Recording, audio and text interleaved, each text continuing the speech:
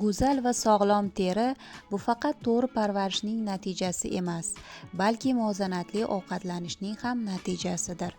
Biz iste'mol qiladigan oziq-ovqatlar teri holatiga bevosita ta'sir qiladi.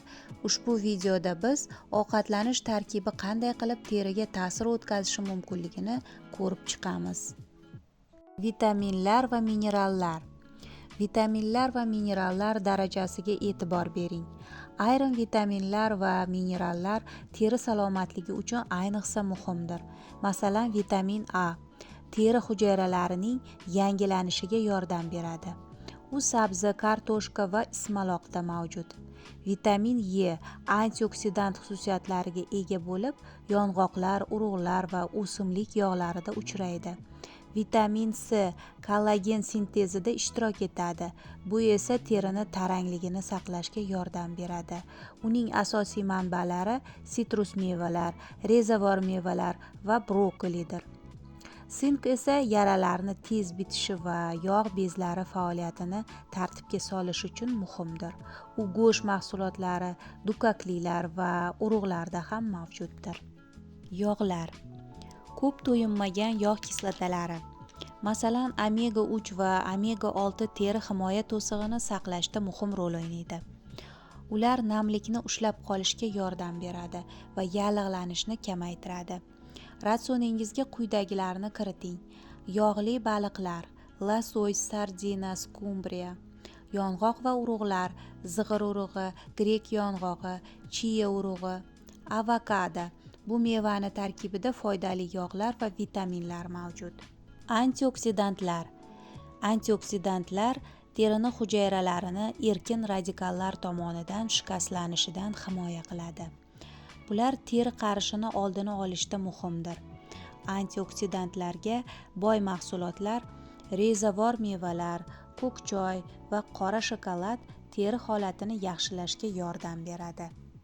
Uglevodlar. Ortiqcha shakar va qayta ishlangan mahsulotlar iste'molini cheklang, chunki ular yallig'lanishga olib kelib, terini holatini yomonlashtirishi mumkin. Gazlangan ichimliklar va qayta ishlangan uglevodlardan uzoq turing. Bular o'rniga murakkab uglevodlar, donli mahsulotlar, qora non, qo'lda yopilgan non, qahvarang guruch, kinoa, dukkakliklar va sabzavotlarni tanlash tavsiya etiladi. Murakkab uglevodlar qondagi shakar darajasini barqaror saqlashga yordam beradi. Yetarli miqdorda suv iching. Gidratatsiya terini sog'lom bo'lishida muhim o'rin tutadi. Suv yetishmovchiligi terini quruq va tarangligini yo'qotishga olib keladi. Kun davomida yetarli miqdorda suyuqlik iste'mol qilish terini namlik miqdorini saqlab turishga yordam beradi. Kunlik suv me'yori 1,5-2 litrni tashkil etadi. Ayrim kasalliklar, buyrak muammolari, gipertoniya, yurak yetishmovchiligi bo'lgan hollarda suv iste'moli bo'yicha shifokor bilan maslahatlashish zarur. Alkogol va kofein. Ortiqcha alkogol va kofein iste'moli terining suvsizlanishiga sabab bo'lishi mumkin. Bu esa uni quruq, rangsiz va so'lg'in qilib qo'yadi. Ushbu ichimliklarni cheklash terini holatini sezilarli darajada yaxshilashi mumkin. Ratsioningizni xilma-xil qiling. Muhim oziqa moddalarining barchasi organizm uchun zarurdir.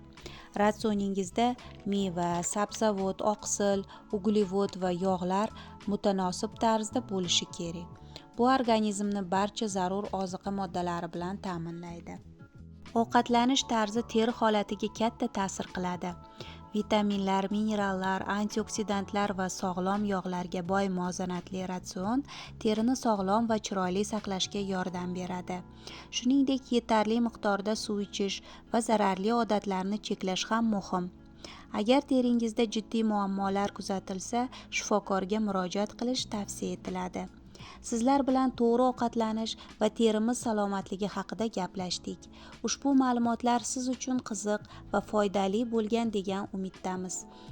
Agar videorolik sizga yoqqan bo'lsa, layk bosing va o'z fikrlaringiz bilan bo'lishing. Kanalga obuna bo'lishni unutmang. Keyingi videolarda ko'rishguncha.